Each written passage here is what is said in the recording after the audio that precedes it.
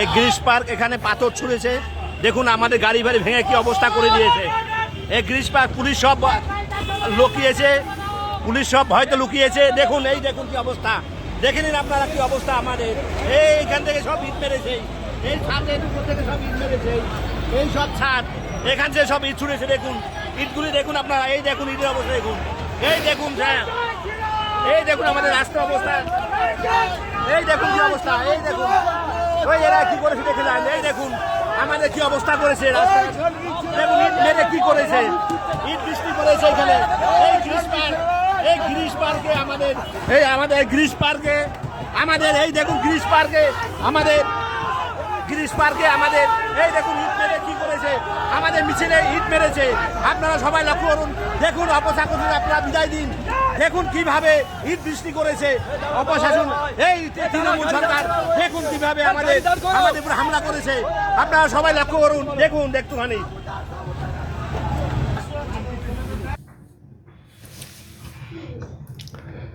হ্যাঁ, দেখছেন আজকে কলকাতায় ব্রিগেড প্যারেড গ্রাউন্ডে প্রধানমন্ত্রী নরেন্দ্র মোদীর জনসভা ছিল।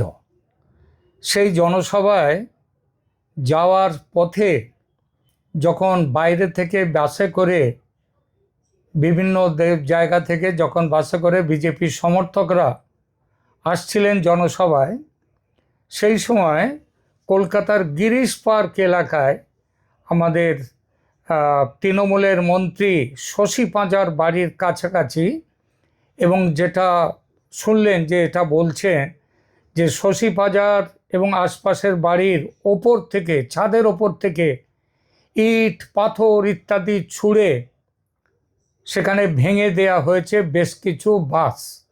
সেটা তো আপনারা দেখলেন। তবে আজকের এই ঘটনার সাথে একটু ফারাক আছে এর আগেকার ঘটনা। এর আগে যেমন এই ধরনের ঘটনা ঘটলে ওই ভাঙা গাড়ি নিয়ে মার খেয়ে বিজেপি পালিয়ে যেত বিজেপি সমর্থকরা, আজকে আর সেই ঘটনাটা ঘটেনি। আজকে মার খাওয়ার পর বিজেপি সমর্থকরা রাস্তায় নেমে এসেছে, এবং রাস্তায় নেমে এসে তারা পাল্টা মার দিতে গেছে, এবং পাল্টা মার যখন দেওয়ার শুরু হয়েছে তখন সেখানে পুলিশ এসে গেছে। আজকে দুপুরে নরেন্দ্র মোদীর মিটিংয়ের খবর তখনও মোদীর বক্তৃতা শুরু হয়নি, তিনি আসার আগেই ঘটনাটা ঘটেছে। মোটামুটি 1:30 নাগাদ ঘটনাগুলো ঘটতে শুরু করেছে গিরিশ পার্কে। তো সেখানটায় এই ঘটনা ঘটার সাথে সাথেই যত না মিটিংয়ের খবর এবং মারামারির যত না দেখানো হচ্ছে, তার থেকে বেশি দেখানো হলো, আমরা দেখলাম বিভিন্ন টিভি চ্যানেলগুলোতে, মোটামুটি কলকাতার যত বাংলা টিভি চ্যানেল তাদের তো চেহারাগুলো, সব ছবিগুলো তো পাল্টে গেছে। সেখানে আমরা যে বক্তব্যগুলো বিশেষভাবে শুনলাম একটি বাজারি টিভির, তাদের বক্তব্যের মূল ছিল শশী পাঁজা। তিনি কি চিৎকার করে কিভাবে বলছেন যে বিজেপির সমর্থকরা, এরা সমর্থক নয়, এরা খুনি, এরা খুনি। কে বলছে? তৃণমূল কংগ্রেসের মন্ত্রী শশী পাঁজা। তিনি বলছেন তার বাড়িতে আক্রমণ হয়েছে, তিনি মার খেয়েছেন, মানে তিনি আহত হয়েছেন এইটা বলছেন, কিন্তু তার আহত হওয়ার ছবি কোথাও দেখা গেল না। বরং ছবি যেটা পাওয়া গেল সেটা হচ্ছে বিজেপির এখন একজন নেতা, উত্তর কলকাতা জেলা বিজেপির সেই নেতা তমগ্ন ঘোষ, তার উপরে আঘাত হয়েছে এবং তিনি আহত, একজন পুলিশ অফিসারের আহত হলেন। আর দেখলাম যে ছবি তুলবার জন্যে ওই শশী পাঁজা যখন বলছেন, সেখানে বেশ কিছু বিজেপি তৃণমূলের কয়েকজন সমর্থক, তারা মাথায়, মানুষজন আহত হলে যেমন ফেটটি বাঁধে, সেমন ফেটটি বেঁধে এসছে। তবে ফেটটির কোনো জায়গায় রক্ত কিংবা লাল রঙের কোনো চিহ্ন পাওয়া যায়নি। এই ঘটনাটাকে কলকাতার বেশিরভাগ টিভি চ্যানেল, তারা অনুপ্রাণিত টিভি চ্যানেল, কারণ তারা আবার এই সমস্ত জিনিসগুলো প্রচার না করলে বিজ্ঞাপন পাবে না, খাবার বন্ধ হয়ে যাবে। সুতরাং তারা এই ঘটনাটাকে তৃণমূলের আক্রমণ নয়, বিজেপির পাল্টা হামলায় শশী পাঁজা মন্ত্রী, তৃণমূলের কর্মীরা আহত হয়েছেন, এই ঘটনাটা তারা দেখাচ্ছে এবং তারা বলছে। যদিও যে ভারতের অন্য যে মেন স্ট্রিম মিডিয়া, তারা কিন্তু খবরটা একতরফাভাবে বিজেপির ওপরে দেয়নি। যেমন ধরুন এনডিটিভি, তারা এখানে হেডলাইন দিচ্ছে, আমি হেডলাইনটাও একটু দেখিয়ে দিচ্ছি আপনাদের যে স্ক্রিনে দেখিয়ে দিচ্ছি। দেখুন, এনডিটিভি লিখছে, BJP Trinamool workers clash in কলকাতায় ahead of PM Modi's visit, PM Modi's meeting. আচ্ছা, এটা বলছে এনডিটিভি। এখানে দ্য প্রিন্ট বলছে clashes erupt between TMC BJP workers in Kolkata. তারপর হিন্দুস্তান টাইমস বলছে TMC BJP workers clash in north Kolkata ahead of PM Modi's rally. মানে তারা একটা কি বলবো, তারা যে একটা নিরপেক্ষতা রেখে, যেহেতু পুলিশ এখনো অবধি বলেনি যে কারা আগে হামলা করেছে, এটা কিন্তু পুলিশ এখনো বলেনি, সেই জন্যে তারাও বলেছে যে হামলা হয়েছে, এবং হামলা হয়েছে বিজেপি এবং তৃণমূল কংগ্রেসের সমর্থকদের মধ্যে, এই ঘটনাটা বলছে। কিন্তু ওই কলকাতার যে সবথেকে বড় অনুপ্রাণিত টিভি চ্যানেল, তারা দেখুন শশী পাঁজার বক্তব্য দুপুর থেকে সমানে চালিয়ে যাচ্ছে। তো এখন ঘটনাটা ঘটেছে আজকে কলকাতার গিরিশ পার্ক এলাকায়, নরেন্দ্র মোদীর সভা শুরুর আধ ঘন্টাখানেক আগেই বলেছি। বিজেপি সমর্থকরা বাসে করে আসছিলেন, তাদের উপরে ইট পাথর ছুঁড়ে হামলা হয়। এই হামলাতে এবারের বিজেপির বক্তব্য হচ্ছে ব্রিগেডমুখী বাসগুলোকেও লক্ষ্য করা হয়। এখন এই এলাকাটায় যে গিরিশ পার্ক এলাকা, এটা তৃণমূলের এবং শশী পাঁজার নিজের এলাকা।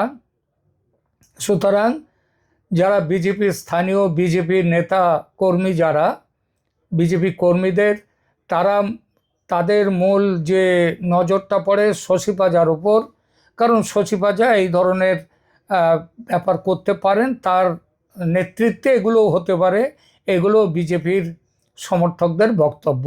সুতরাং তারা কাছেই শশী পাঁজার বাড়ি, শশী পাঁজা দাবি করেছেন তার বাড়ির সামনে থাকা একটা বয়কট বিজেপি ফ্লেক্স ছিঁড়ে ফেলা হয়। তারপর বাস থেকে নেমে কিছু লোক পাথর ছুঁড়তে শুরু করে। বাস যাচ্ছিল, বাস যেতে, তার মানে সেখান থেকে অমনি নেমে লোক পাথর ছুঁড়তে শুরু করলো। আর এই বিজেপির ফ্লেক্স তো সারা পশ্চিমবাংলায় বিভিন্ন জায়গায় ছেঁড়া হচ্ছে, তাদের দেয়াল লিখন মুছে দেওয়া হচ্ছে, কিন্তু কোনো জায়গাতে কি তাদের উপরে এইরকম সেখানকার কর্মীরা আসছিল বাস নিয়ে, আর বাস থেকে নেমে গিয়ে কোথাও মারপিট করেনি। শশী পাঁজা নিজে বলছেন তিনি নিজে আহত হয়েছেন এবং 50-এর বেশি তৃণমূল কর্মী জখম হয়েছে বলে তার দাবি। আর আশ্চর্যভাবে এই একই দাবি, আহতের সংখ্যা, আমি বলছি যে স্বাধীনভাবে কোনো প্রতিবেদনেই নিশ্চিত করা যায়নি। তাই এটিকে, এই যে শশী পাঁজার দাবিকে তার পক্ষের দাবি হিসেবে দেখা উচিত। কিন্তু আসল কথাটা হচ্ছে যে আমি আগেই বলেছি, বিজেপির যে তমগ্ন ঘোষ, বিজেপির উত্তর কলকাতা জেলার যিনি সভাপতি, তিনি আহত হয়েছেন। বউবাজার থানার ওসি বাপ্পাদিত্য নস্কর, তিনিও পরিস্থিতি সামলাতে গিয়ে চোট পেয়েছেন। এলাকায় তারপরে বড় পুলিশ বাহিনী, অতিরিক্ত ফোর্স মোতায়েন করা হয়, কোথাও কোথাও র্যাপিড অ্যাকশন ফোর্সও নামানো হয়েছে, এবং এখন বলা হচ্ছে পুলিশের দ্বারা যে পরিস্থিতি নিয়ন্ত্রণে। এখন যা বোঝা যাচ্ছে, এই মুহূর্তে সবচেয়ে নির্ভরযোগ্য সারসংক্ষেপ হলো গিরিশ পার্কে বিজেপির বাসের ওপরে আঘাত করেছে, ভাঙচুর করেছে, বিজেপি সমর্থকদের ওপরে আক্রমণ করেছে, ইট পাথর ছুঁড়েছে, এবং এইটাই এর প্রতিক্রিয়াতে পাল্টা এই জিনিসটা হয়েছে। সুতরাং দুই পক্ষ অপরকে দোষ দিলেও এই যে অনুপ্রাণিত পুলিশ এবং যেটাকে বলা হচ্ছে, অনেকেই বলেন আজকাল চটি চাটা পুলিশ, তারা কিন্তু এবার আমার যা মনে হয় আজকে ব্রিগেডের যে বিরাট জনসমাগম সেটা দেখার পর তাদের কিন্তু ভোল পাল্টানো শুরু করে দেবে। কারণ কারণ প্রভু পাল্টে যাচ্ছে। সুতরাং যার হয়ে এতদিন গুণ গাইছিলেন, পুলিশ এইবার গুণ গাইতে গেলে পুলিশকে অনেক চিন্তা করে এবার গুণ গাইতে হবে। তৃণমূলকে একেবারে ক্লিন চিট দেওয়ার আগে পুলিশকে ভাবতে হবে। কিন্তু ব্যাপারটা হচ্ছে শশী পাজা তিনি একটি মন্ত্রী হয়ে তিনি এমনভাবে তিনি তার বক্তব্য রাখলেন যেন মনে হচ্ছে যে তিনি রাজ্যের কোনো মন্ত্রী নন, তিনি হচ্ছেন তৃণমূলের নেত্রী কেবলমাত্র।